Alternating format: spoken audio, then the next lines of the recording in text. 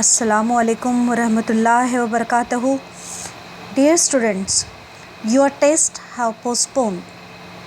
I will inform you new date soon. Test जो है postpone कर दिए और हम आपको जल्दी ही नई डेट बताएंगे बेटा. Let us start lesson number 7, energy flow in an ecosystem. In this lesson we will learn food chain, what is food chain and what is food web, the energy pyramid, biogeochemical cycles, carbon, oxygen and nitrogen cycles.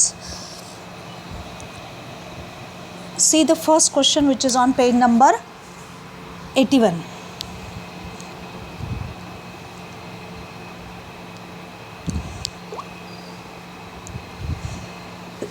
What is meant by ecosystem? The first question is what is meant by ecosystem? So see what is ecosystem? Biotic factor, abiotic factor and their interaction with one another form an ecosystem. Biotic factor, abiotic factor and their interaction with one another form an ecosystem. The biotic factor means living things. Living things like plants and animals are called as biotic factor. Abiotic factor means air, soil, sun. These non-living factors are called as abiotic factor. Their interaction with one another, they are interacting in nature. Their interaction with one another form an ecosystem. Next question: which are the different type of ecosystem? So there are different type of ecosystem on the earth. The some examples are forest ecosystem, grassland ecosystem, desert ecosystem, marine water ecosystem, fresh water ecosystem. यानी desert ecosystem यानी desert में के animals और वहाँ के non living thing, air, soil, sunlight, उनका interaction that constitute one ecosystem, that is desert ecosystem. Next question: how do interaction takes place between biotic and abiotic factor of an ecosystem? कैसे होता है interaction? The biotic factors are depend on abiotic factor and abiotic factors are depend on biotic factor. Biotic abiotic पे depend रहते हैं, abiotic biotic पे depend रहते हैं. For example, plants are biotic factor. They take nutrient from the soil, use sunlight for photosynthesis. After they die, they decompose into the soil and add nutrient, oxygen, carbon into the soil. In this way, this interaction goes on continuously. Next, see energy flow in an ecosystem. We have already learned the classification of organism according to the mode of nutrition into producer. Plants are called as producer because they are the food for all living organism. That is why all plants are called as producer. Consumer, saprophytes and decomposer. Saprophytes means organism that feed on dead animal पे जो feed करते हैं.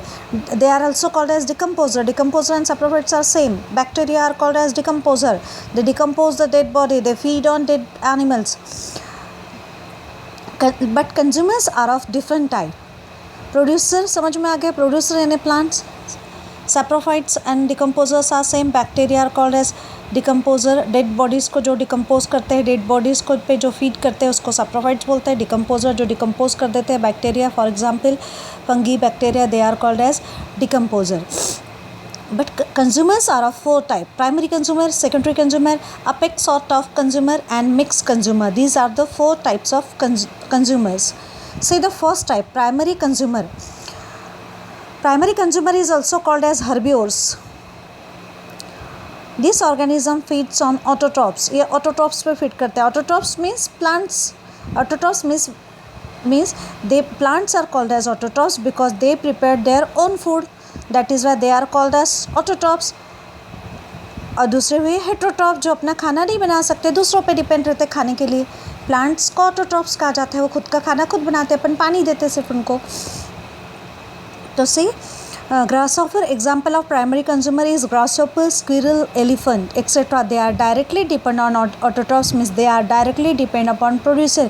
यानी पूरे जो घास खाने वाले और पत्ते खाने वाले, प्लांट्स खाने वाले एनिमल्स इसमें आएंगे और उसको हर्बिवोर्स कहा जाता है, प्राइमरी कंज्यूमर्स को. तो कोई भी फूड चेन के अंदर जो है पहले प्रोड्यूसर और फिर प्राइमरी कंज्यूमर होता है. Secondary consumer, carnivores are called as secondary consumer.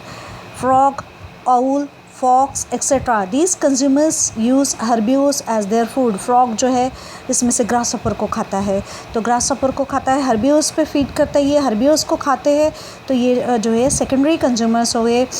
These consumer use herbivores as their food. Example frog, owl, fox, lots of examples are there. Apex और top consumer, इसको final feeder भी कहा जाता है. Apex और top consumer को final feeder भी कहा जाता है. टाइगर, लायन जो है इसके एग्जाम्पल है, ये भी कार्निवोर्स है, मीट पे फीड करते हैं इन एनिमल्स के. These consumers use herbivores and carnivores as their food. ये हर्बिवोर्स को भी खाते हैं, यानी जो घास खाने वाले जो एनिमल्स हैं, goat, deer, grass, squirrel, elephant, rabbit, इनको भी खाते हैं. और इनको ये जो है उनको खाने वाले जो है कार्निवोर्स जो है फ्रॉग, आउल, फॉक्स हो गए, ये हाइना, ये इनको भी खाते हैं, ये ओल्फ, हाइना.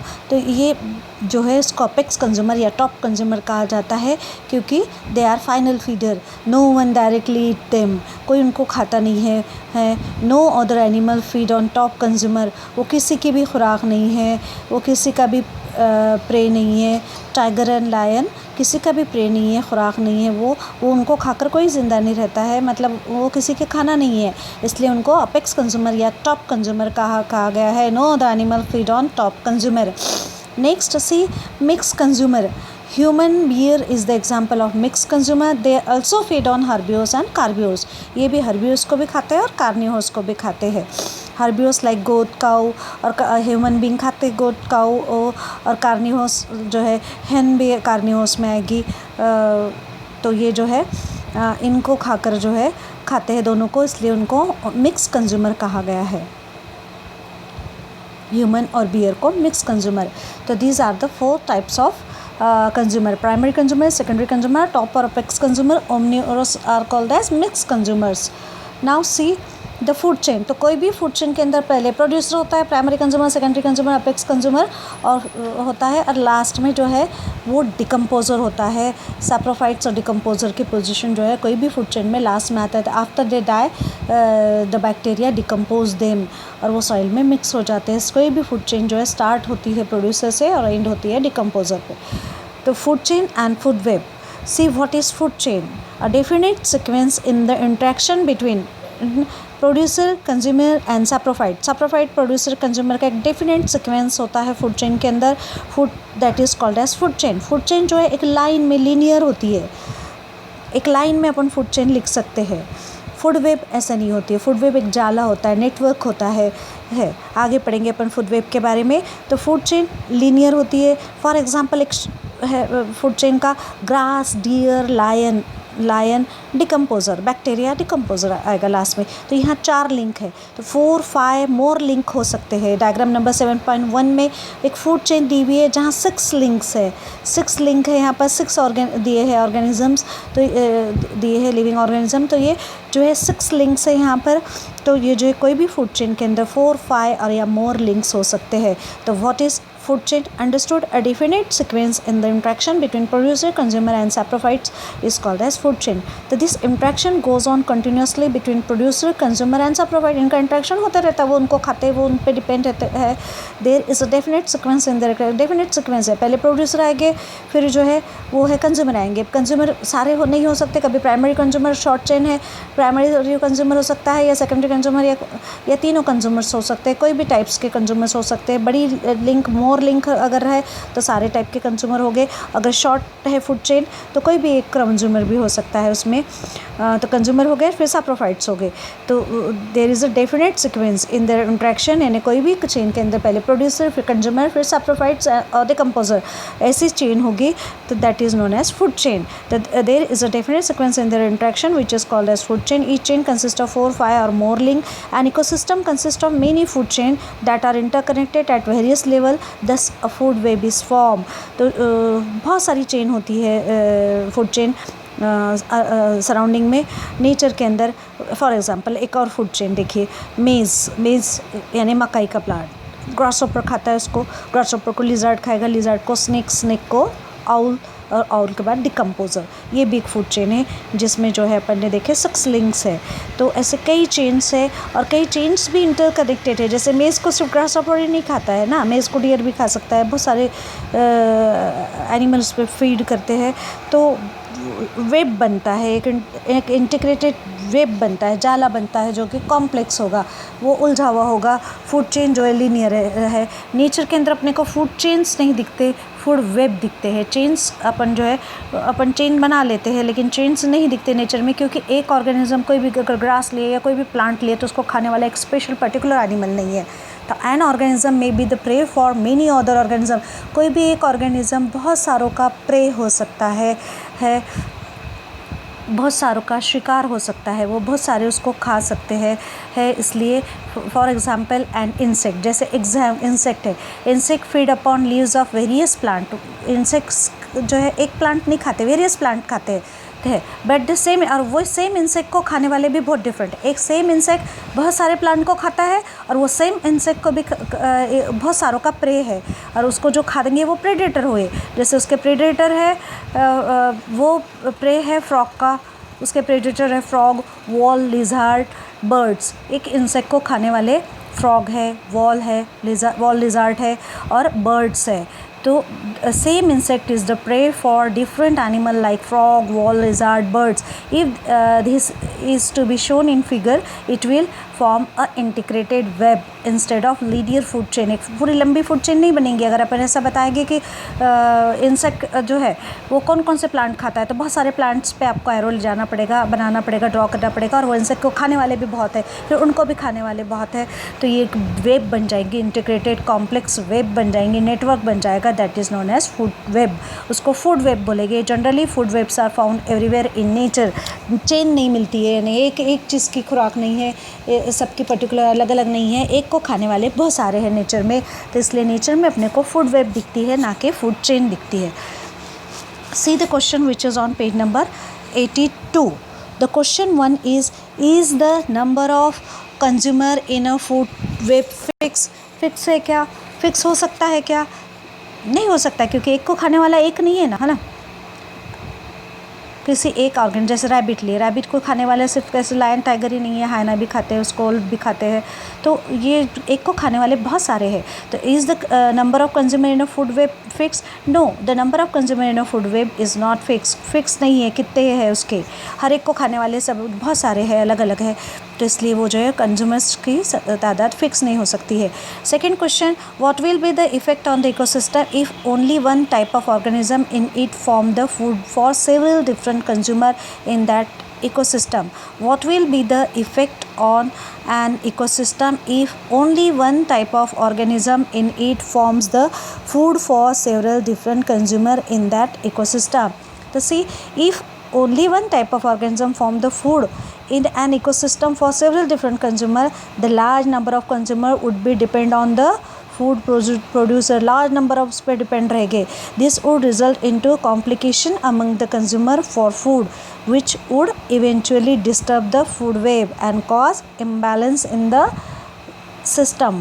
पूरा इकोसिस्टम के अंदर जो है इम्बैलेंस हो जाएगा अगर एक ही सबकी खुराक रहेगा तो see this question answer again, if only one type of organism form the food in an ecosystem for several different consumer, then large number of consumer would be depend on the food producer. This would result into a complication amongst the consumer for food which would eventually disturb the food web and cause imbalance in the ecosystem. The large number of consumer depend on food producer, large number of उस पर depend रहेंगे, that result into complete imbalance in ecosystem को। पूरा उसमें जो है imbalance हो जाएगा इकोसिस्टम में। इकोसिस्टम के every and every element depend है। एक ऑर्गेनिज्म अगर इसमें से ख़त्म हो गया तो वो जो है दूसरे की तादाद बढ़ जाती है, दूसरा भूखा मरता है. तो each and every element in an ecosystem is important. See the third question, why is the balance और equilibrium necessary in food web. Balance क्यों ज़रूरी है. तो in food web various organisms are interdependent. बहुत सारे ऑर्गेनिज्म एक दूसरे पे इंटरडिपेंडेंट रहते. Any change in the number of organism at various level affect the food web. अगर कुछ भी उसमें चेंज हुआ तो फूड वेब पे अफेक्ट होता है. For example, if number of insect in an environment is reduced, it ultimately affect the number of frog. अगर insect नहीं रहेंगे तो frog क्या खाएगा, which are directly depend on them for food. Frog जो है इंसेक्ट पे डिपेंड है. This further affect the number of snakes. Frog को खाने वाले स्नेक है तो स्नेक भूखे मरेंगे, feeding on frog. And number of hawks और ईगल्स डिपेंड ऑन स्नेक. फिर ईगल, अगर स्नेक नहीं रहेंगे तो ईगल क्या खाएगा. तो if this equilibrium is not maintain then the whole ecosystem will be affected. तो अगर इंसेक्ट कम हुए तो फ्रॉग भूखा रहेगा, फ्रॉग मर जाएगा, स्नेक क्या खाएगा, स्नेक को खाने को कुछ नहीं रहेगा तो फिर ईगल क्या खाएगा. तो equilibrium is not maintain in this way, whole ecosystem will be disturb, will be affected. Therefore it is necessary to maintain balance of equilibrium in a food web. Understood this question? Students, be prepared, learn your lesson number 6. We will take test soon. Allah Hafiz.